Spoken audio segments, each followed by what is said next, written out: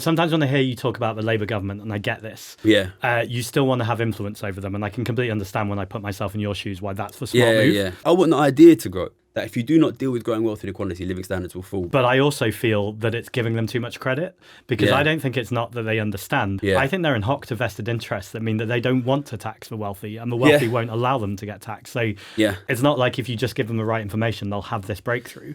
There's very powerful interests that are trying to, and we've seen them attack you in the media too. Yeah. And they're the same people who are donating to this Labour government, or some of them are the same people. Yeah, I mean, you could be right. The truth is, like, it's only really in the last 3 months that I've been actually trying to speak to Labour MPs. And yeah, if I'm being honest, it's been incredibly disappointing. I couldn't tell you for sure why that is. And you know, as somebody who's been in politics on the inside longer than me, I'm not going to disagree with you. You know, you could well be right. And I suppose I mean this as a huge compliment to you, because I've heard you, I can't remember where I heard you talking about this, but it almost sounded like you were kicking yourself that you hadn't been effective enough yet in convincing Labour MPs to have meetings with you. Yeah. And I thought it's actually the opposite. It's because you're bloody effective, you know your stuff and you're clear, that they are terrified of that meeting. And I think they will do everything to avoid having that meeting.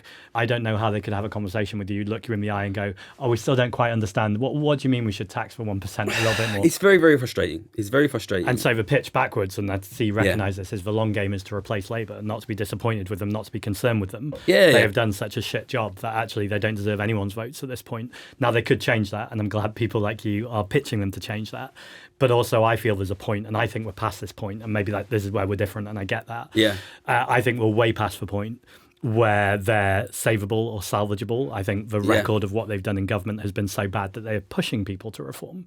And I can hear right now that the story I'm telling is not believed across the country because the narrative is so strong that it's the Labour Party.